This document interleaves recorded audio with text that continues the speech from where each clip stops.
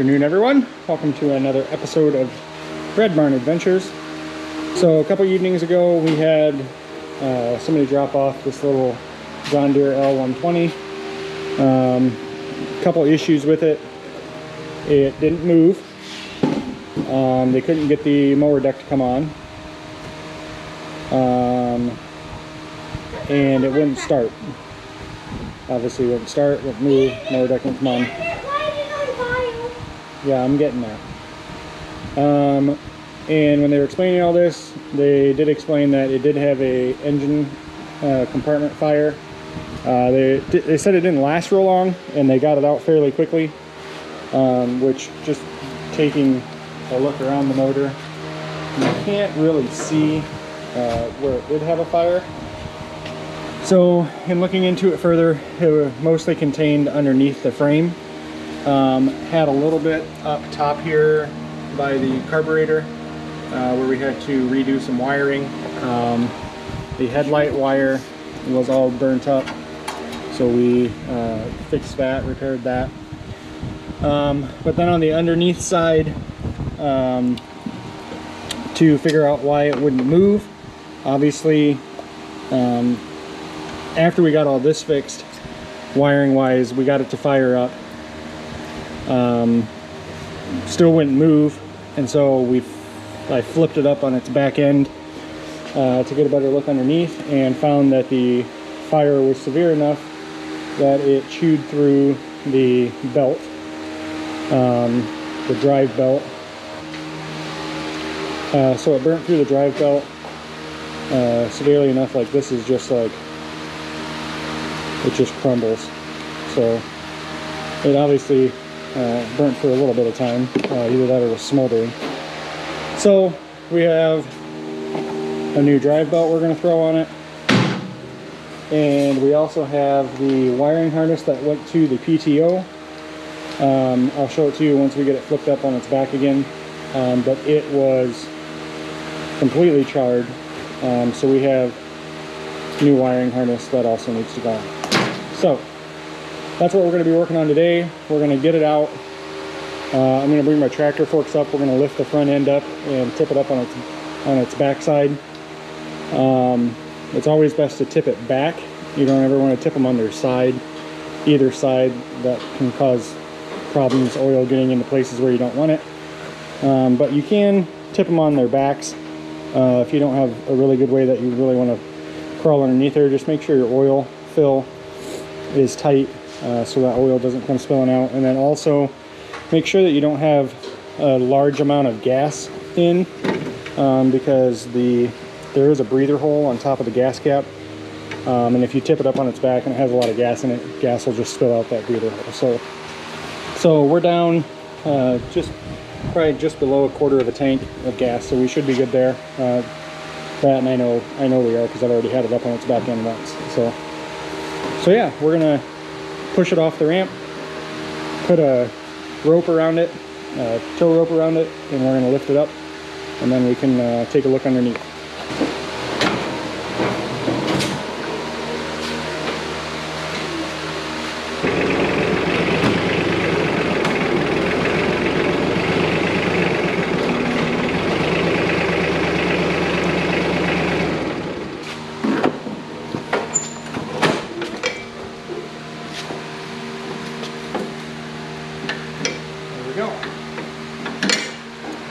So I am going to leave the straps attached to the bucket, just so it doesn't tip back any further than what we really want it to. So first thing we want to do, we're going to take the PTO off.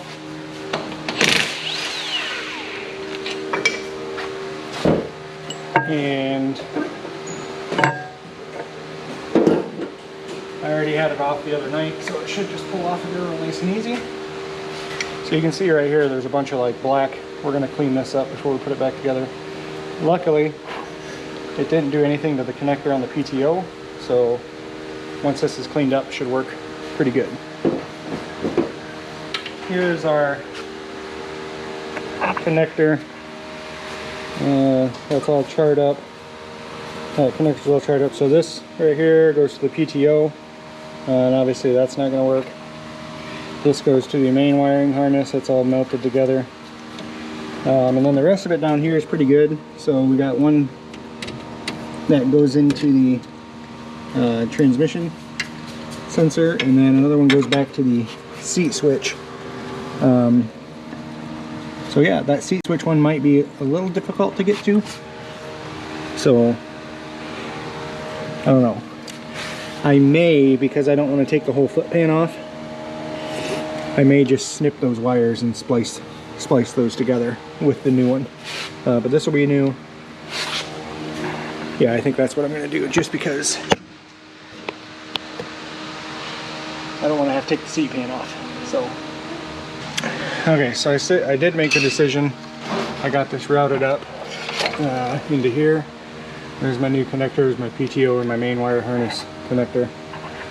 I did make the conscious decision, that snapped in there, instead of taking the foot pan off and everything like that, I am just going to snip this right here. Maybe we can get this a little closer.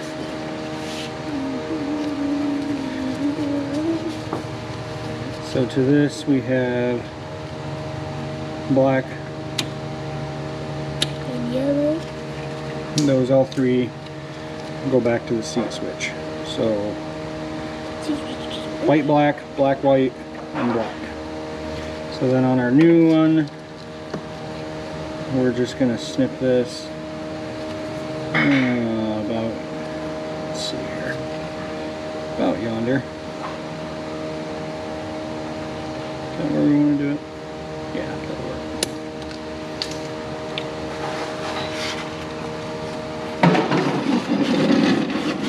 A little seat. Yeah, that's much better. So off of our new wire harness, same colors, we're just going to match the colors up. We're going to put some crimps on, some heat shrink. We're going to call it good.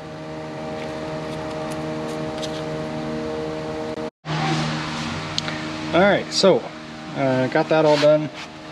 Got the trainee case plugged in. Thank you. Can I just do this way? Got the trainee case plugged in.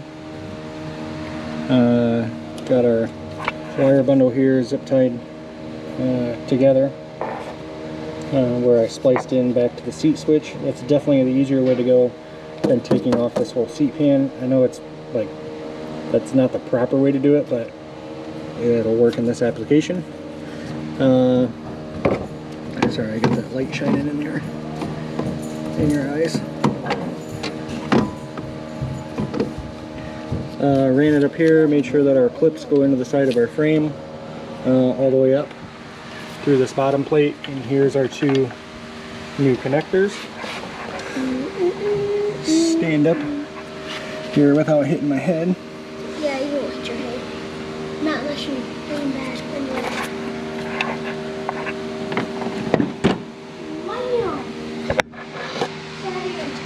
So now I'm going to take this and I'm going to connect it to this down here, and then we'll put our drive belt on, hook our PTO back up.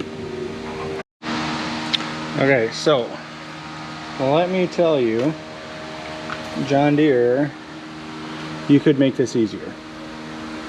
I haven't quite figured out how to get it around that pulley back in there yet. However, in order to get it up around where the motor pulley is, you have to remove the steer gear. So you take this nut off, it's 3/4 inch nut, pull that spike off, or that gear off of there. Very carefully move the steering column shaft up without letting it go all the way through. Slide your belt up, past it, and then shove the column back through. Put your gear back on, put your nut back on. I did that just real quick, and that makes that real nice and easy. I got to loosen these things up in order to get my belt around in through there.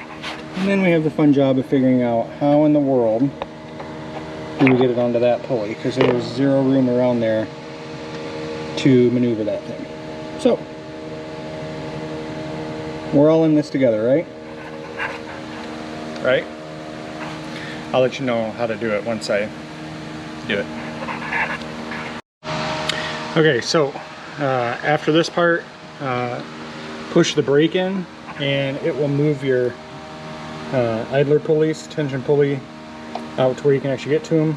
Remove this and this, it's 15 millimeter, and you can route that belt in that way. So now when I let off the brake, you can watch and see what it does. It will tension that up now.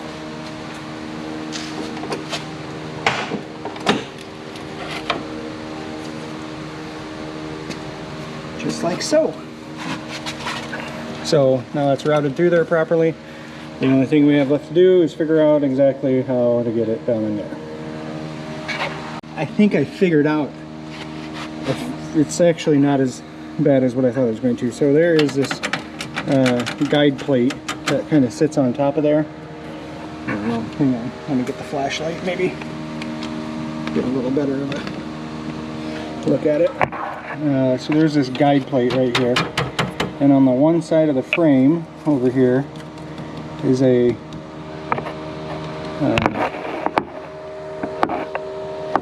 10 millimeter bolt, and I think, if I'm looking at it correctly, let's see what happens. That thing's annoying. Keeps clankety-clanketing at me.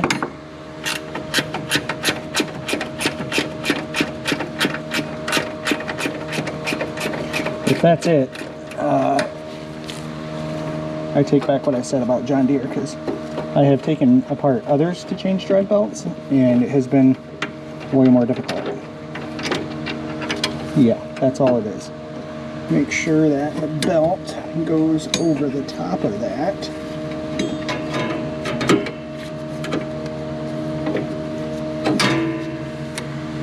Before you put it over the top of the pulley.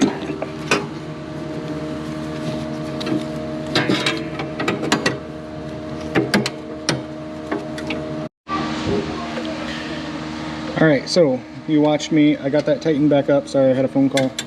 Got that tightened back up. That's on there. That's good. Got it on our idlers.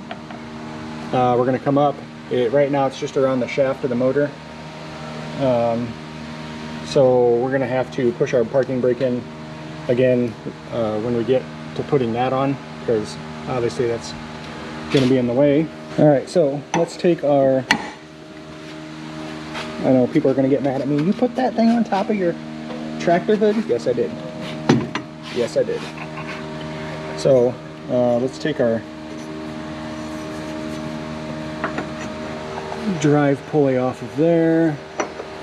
Right there's where we need to be. This would be nice if I had like some way to... I guess you can still see there, can't you? So let's push our parking brake in again, so that it loosens the tension on our belt.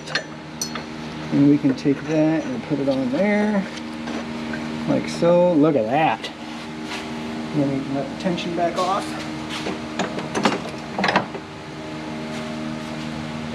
And there we go. Now she's all tensioned up. And the only thing we gotta do is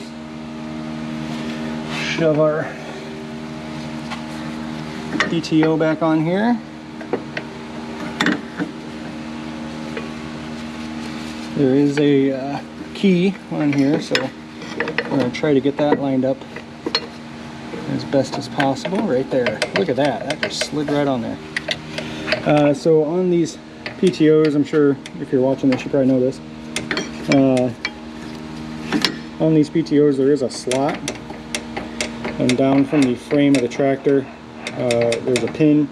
You want to put that pin in that slot so that when you turn the PTO on, it keeps the entire PTO from spinning, because you wouldn't get very far in mowing if you had it like that. So, and then we're gonna reach back up here and try to plug in our PTO. There it goes. I don't know if you can see that or not, so it's pretty dark back in there. That should live just like that. And then our shaft bolt can go right there.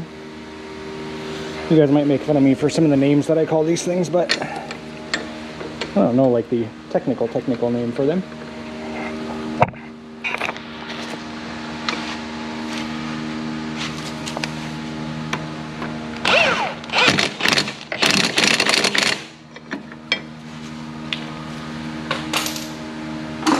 You didn't torque that, you should torque that. We're not building a spaceship. So, there we go. We got the drive belt changed. We got the new wire harness in. Got the drive pulley back on, got the PTO back on. I did check all the fan blades down here on the cooling unit on top of the trains. It's good. Everything else looks pretty good. So I think we're gonna go ahead and we're gonna tip it down. We're gonna fire it up, make sure that it moves forward, backwards. And then we'll shove the mower deck back under it, hook the mower deck back up, make sure our PTO kicks in, and if that is all good, then this project's gonna be done.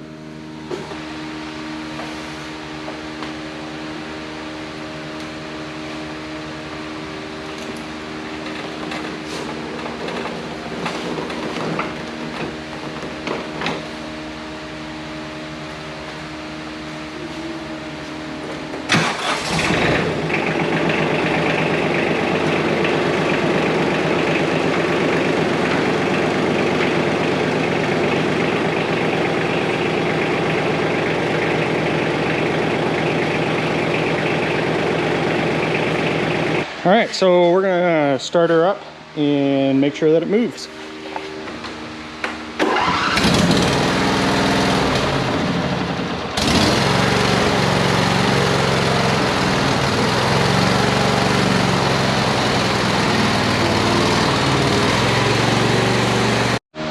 All right, so that project is complete. Put the mower deck back on, took it out, ran it around, mowed with it a little bit. She runs just fine. Mows great. So yeah, little L120. Had to change the hydro drive belt. That was a new one for me. I have changed drive belts on other mowers. Never done it on one of the 100 series before. I've done it on like 325s and 345s and 425s. But never on one of these. So that was good. Also replaced the burnt up wire harness. So yeah, we're good to go. It's going to go back to its owner. Hopefully he's happy with it. Thanks for watching. Give it a thumbs up. Subscribe. Leave a comment if you want. Thanks.